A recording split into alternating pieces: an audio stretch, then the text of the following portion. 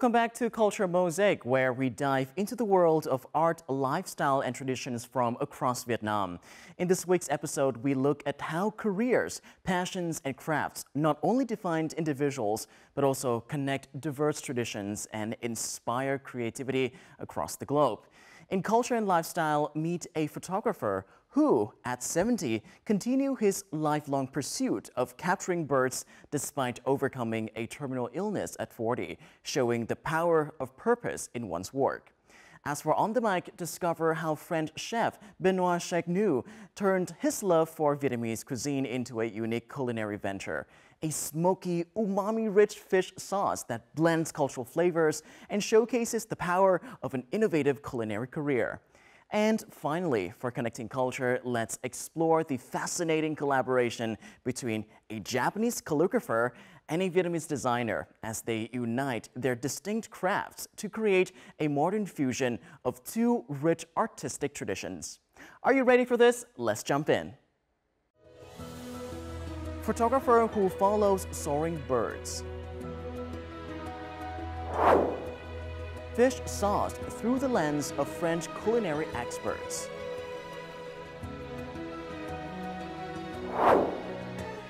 Calligraphy beyond boundaries, a cultural harmony of Vietnam and Japan.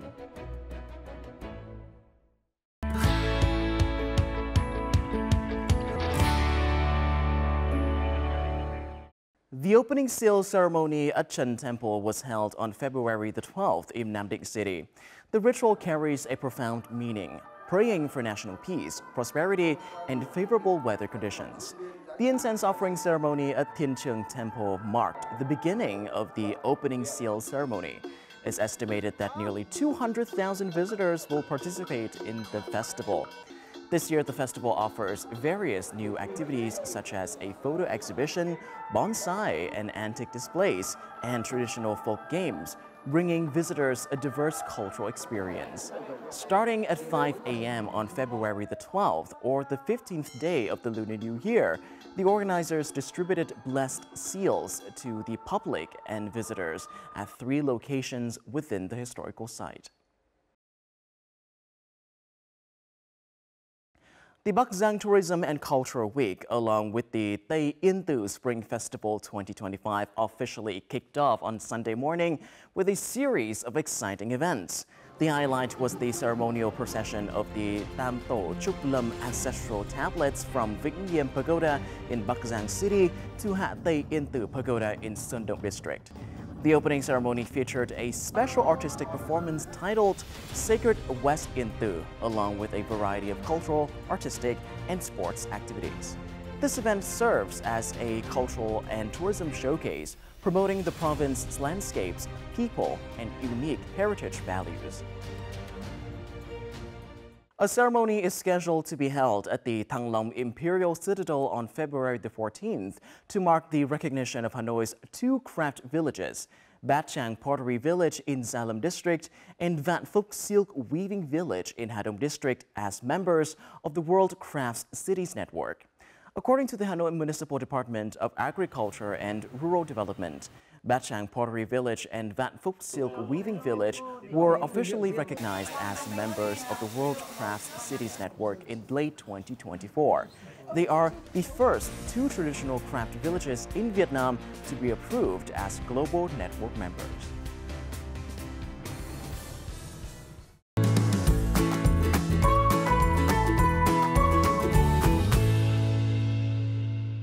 At 70, this photographer still tirelessly treks through forests following birds' paths. Few know that at 40, he received a terminal liver cancer diagnosis.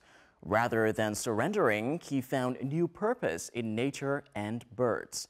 For over 20 years, he has followed their flight, capturing stunning moments and defying fate, continuing both his journey and documenting countless bird species. Learn more about this extraordinary photographer in Culture and Lifestyle. Những người chụp ảnh như chúng tôi, thì chúng tôi có thể ngồi thu lưu trong một góc rừng nhiều khi cả ngày sáng đến chiều, nhìn một loài chim cứ nhìn nó. Nhưng vô tình trong lúc mình nhìn, mình ngắm, mình quan sát được những điều thú vị lắm. Tôi bấm nút quay phim, tôi quay lại.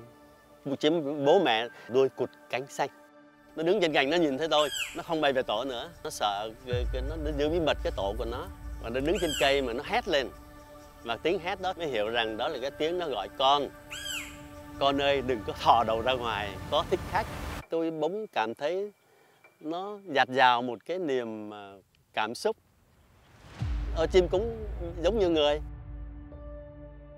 Cái ngày xưa, sau một cái cơn bão bệnh, khi tôi đi xét nghiệm và được thông báo rằng tôi đã bị nghi ngờ có khối u trong gan. Và khối u đó sau đó được xác định là ác tính. Mọi thứ như là nó muốn sụp đổ. Tôi không bao giờ tôi nghĩ rằng cái ca gan nó lại chọn đúng tôi.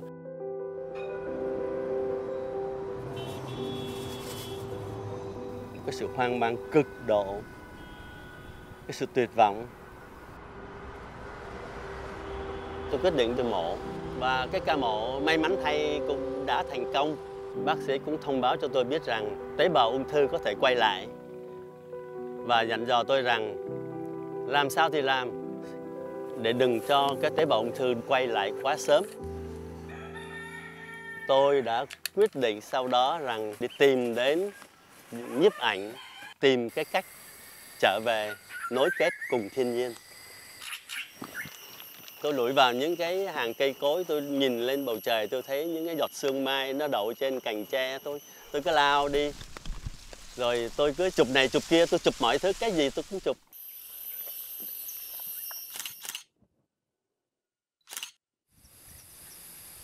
Cái gì đấy? Cái này giống con phúc kiến á.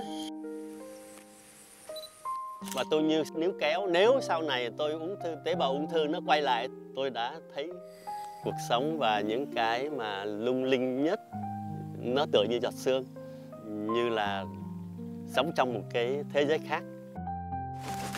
Bất chợt nó lao ra một con chim. Hôm nay màu đỏ, ngày mai thấy con màu xanh, ngày mốt thấy một con màu đen, là đủ thứ màu. Và sau này tôi mới biết rằng ở Việt Nam có hơn 900 loài chim. Như vậy là tôi sẽ được nhìn thấy 900 lần những cái con lạ lẫm đó.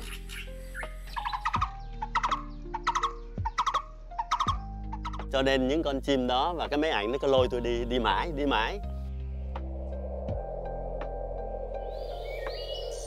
Rồi cái tiếng chim hót trên cành, không khí, rồi những cái hương hoa nó đã xoa dịu cái vết thương tôi mà nó đè bẹp mấy con tế bào ác tính biến mất hồi nào tôi không biết. Rồi cho đến bây giờ 18 năm rồi, tôi thấy tế bào ung thư nó vẫn không chịu quay lại. Và tôi hiểu rằng tôi đã chọn giải pháp về với thiên nhiên là đúng. Con fairy vista, phải không? Nhưng mà em con thấy di nó cư. Ồ, đẹp quá. Cách đây khoảng 15 năm về trước, những lần đưa đêm như thế tôi đã tình cờ nhìn thấy những cái con cú rất là quý hiếm. Vào thời điểm đó, những nhà khoa học nghiên cứu về chim Việt Nam nhìn những tấm ảnh đó họ sửng sốt.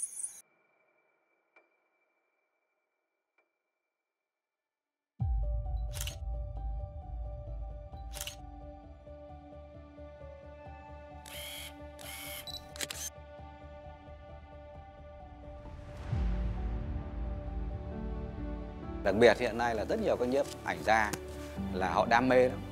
Họ có thể bỏ hết mọi công việc như kiểu là hàng ngày để mà khi mà có thông tin một loài chim, họ đi tìm, họ chụp ảnh để mà ghi nhận.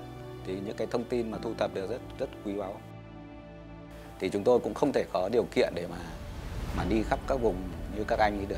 Cho nên đấy là một cái đóng góp rất chi là hay của các nhiếp ảnh gia hiện nay, đặc biệt là anh Tắc Bổng. Vinh dự khi được người ta nhờ và tôi có một cái lý do để tôi chia sẻ vào lúc đó, vào những cái thời điểm đó. Tôi xem đó như một sứ mệnh của một người cầm máy, nó bằng tâm huyết, bằng tất cả những cái tôi có thể làm được. Tôi nghĩ rằng những cái tấm ảnh đó nó giúp cho người ta sẽ hướng tới cái vấn đề bảo vệ chim ngày càng tốt hơn.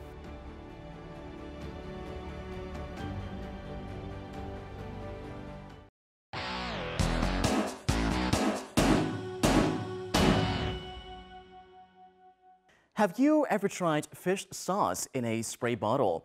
It's a unique product by French culinary expert Benoit Chaigneau, who fell in love with Vietnamese cuisine and created his own recipe.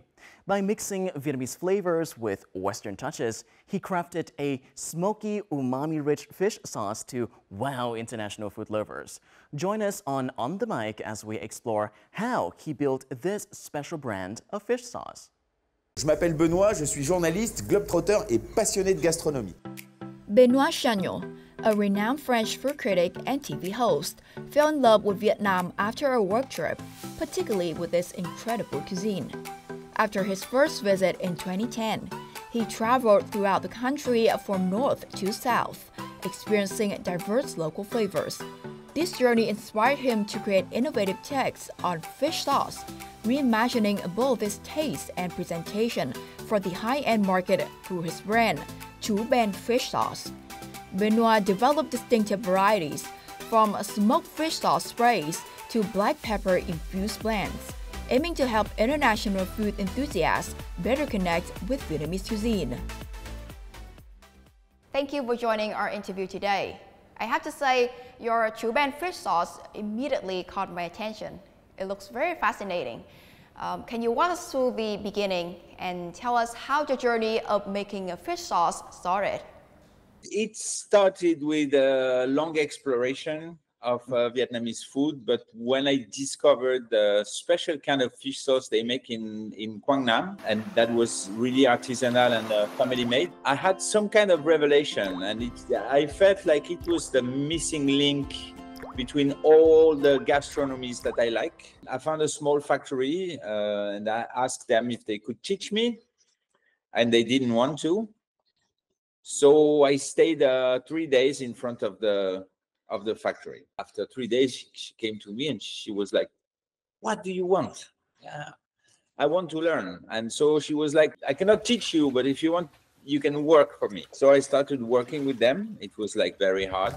She showed me the traditional process, and that was very interesting because I had been studying the science behind, the science of fermentation, how it works, how umami is creating from fermentation, and seeing really the process was very, very interesting. Nowadays, many regions in Vietnam have their own distinct fish sauce. What makes the flavor of your fish sauce stand out from traditional Vietnamese varieties? After making the traditional fish sauce, I started infusing in the fish sauce some of the beautiful spices I had found in the land, especially in the mountains and in the north of Vietnam, like hat doi, mac mat, mac hen, thao hoa. I wanted to create the perfect marriage between the best of the sea and the best of the land. And because for me, this is the essence of Vietnam. I remember putting some spices in a bottle of Nước Mắm. I forget that bottle under a sink, found that bottle a few months later. And when I opened the bottle, it was smoky, fishy, delicate. I liked it immediately. After that, I needed a confirmation. So I went to see a lot of chefs, Vietnamese chefs, foreigners, and asked them, "Okay, can you try this? What do you think about that?" The answer was unanimous. It was like, "Wow, how do you make that?" Beyond creating a smoky, umami-rich fish sauce, you also introduced a spray bottle version, which is quite an innovative approach. How did you come up with this idea? I remember eating a spring roll, but the dipping sauce was made with a very, very bad quality Nước Mắm. And I had a spray at home that I was using to fight the mold. And the empty spray was here. I just put some Nước Mắm in the spray and tried to use it as a seasoning product. So you can select exactly the right amount you need. You don't have to dilute the precious Nước Mắm with water. You can keep it pure and just spray on the food. And I think it's just another way to use the fish sauce. Though Benoit Chaigneau has visited Vietnam many times, it was during his unexpected stay through the COVID-19 pandemic that he deeply immersed himself in the country's culture and cuisine. This period led him to discover the true value of Vietnamese fish sauce and recognize its rightful place on the world's culinary map. Driven by his passion, he rallied investors to help promote it globally. This is why I'm looking for $500,000 for 12.5% of this company. Hello and welcome to MAM House. It's a whole new concept in Hoi An. Recently, in 2024, he opened Mắm House, a restaurant where diners can savor Vietnamese dishes and participate in his fish sauce workshops. It's a unique way to experience Vietnam's rich culinary heritage. Not just fish sauce, I also see that you're passionate about Vietnamese cuisine. Is that the reason why you decided to open a restaurant called Mắm House? It's called Mam House, of course, because it's the house of Nước Mam. First, I realized that in Hoi An, which is a very touristic city, there is no such thing. There are coffee houses, chocolate house, tea house, but no Nước Mam. And the fish sauce experience that is offered to the tourists, it's always just like a horror movie. It's a beautiful ingredient, and you should not present the Nước Mam that way. It should be presented like a national treasure. So basically, I'm hosting workshops in which I show how Nước Mam is made. So I have created a miniature factory to show to the people how Nước Mam is made. Then I'm showing how it's applied. So all the food that is cooked in the restaurant is made with Nước Mam. So marinated, glazed, steamed, seasoned in any ways. All the salad dressings are made with Nước Mam. And now we are making a very special kind of banh mi. So it's a banh mi that it has the shape of a cornetto. After traveling from north and south and experiencing countless of local specialties, what do you find to be the most special thing about Vietnam? One day, the agency I was working for in Paris asked me, "Have you ever been to Vietnam?" I was like, "No." "Do you want to go?" "Yes." But the first day I set foot in Hanoi, I felt I was home. I was really amazed immediately by the sounds, the smells, everything.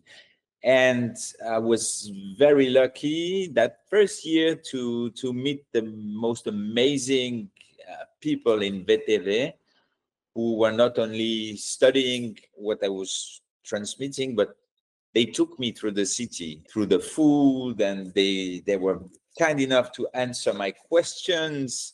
They were the best guides ever. And every time I was coming here for teaching, I was staying longer to discover the country, to visit, to understand, and especially through food, because this is the way I'm traveling. I need to understand how people eat to understand people. So what's next for Chu Ben fish sauce? Do you have any plans to further expand your product? The future plans is first developing the Chu Ben fish sauce brand and trying to expand in exportation. So I will target the Korean market, Japanese market, make it popular in Southeast Asia. And I'm also developing a lot the banh mi concept because I have a banh mi cart. So we are going to multiply the carts and try to have this very special and original banh mi concept everywhere across Vietnam. Thank you so much for joining our program. I hope that Chu Ben fish sauce will be embraced more by food lovers and help to bring the image of Vietnamese cuisine closer to the world.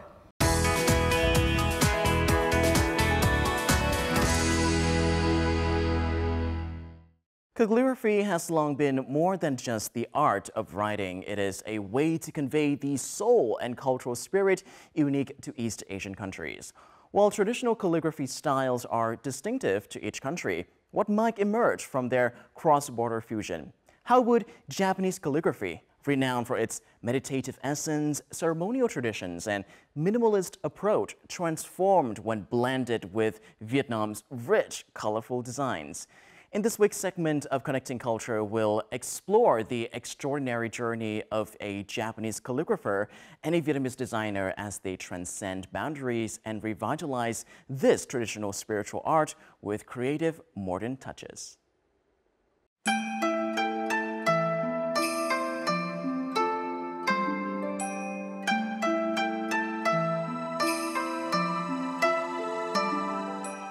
Black ink on red paper. A calligraphy piece that feels deeply traditional to both Vietnamese and Japanese audiences, yet carries a hint of novelty.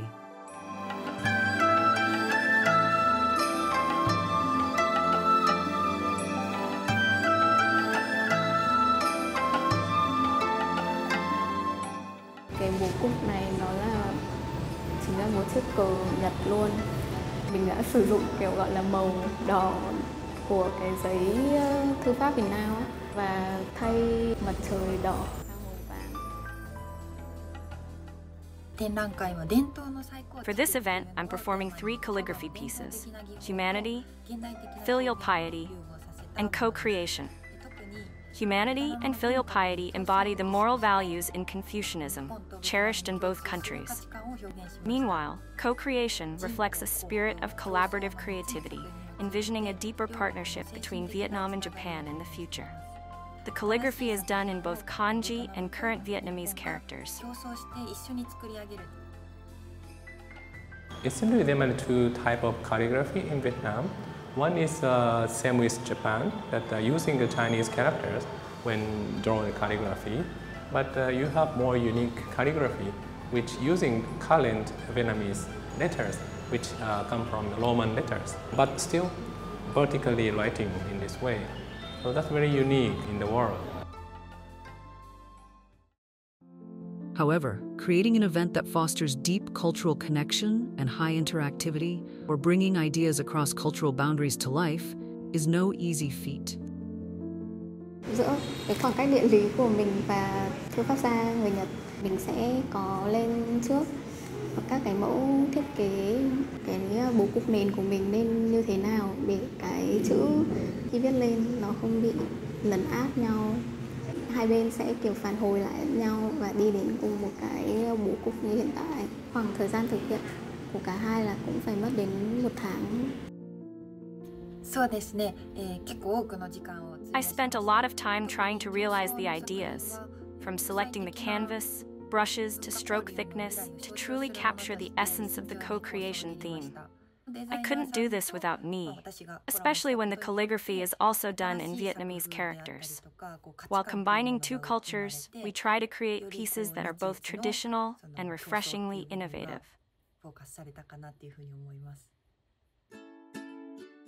So in the spirit of co-creation, visitors are offered to take on the role of a calligrapher themselves. And some co-creators are undeniably adorable. Thì nghệ thuật thư pháp là sẽ là sử dụng bút lông. Con đang thấy ở đây này.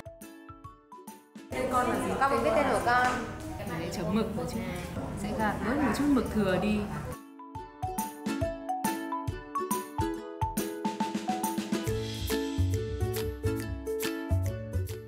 Their works are also pressed on walls as part of the exhibition.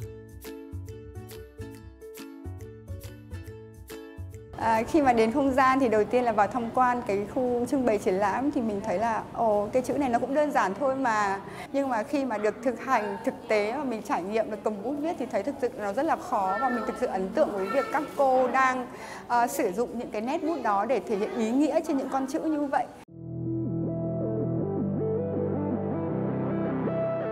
Not only connecting cultures, Japanese calligrapher Aoyagi Bison is also breathing new life into this traditional art form through virtual reality, VR technology. This innovative approach offers a completely new perspective on calligraphy.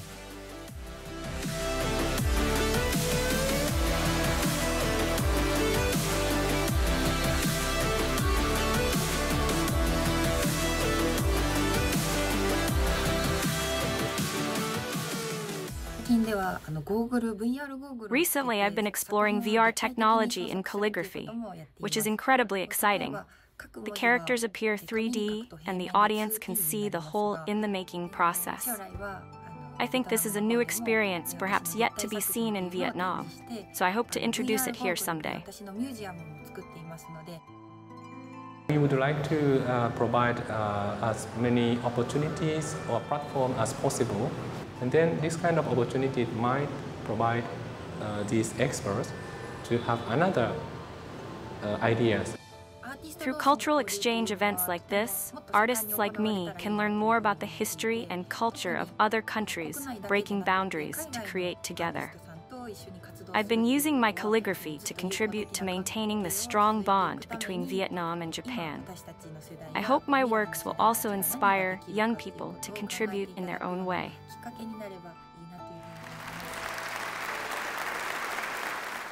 And that concludes our program for today. To stay connected with us, you can download the VTV Go app from your Google Play or App Store, or visit our YouTube channel at youtube.com/VTV4Go to enjoy more of our engaging content. Remember to join us next week for another episode of Culture Mosaic. Until then, goodbye for now.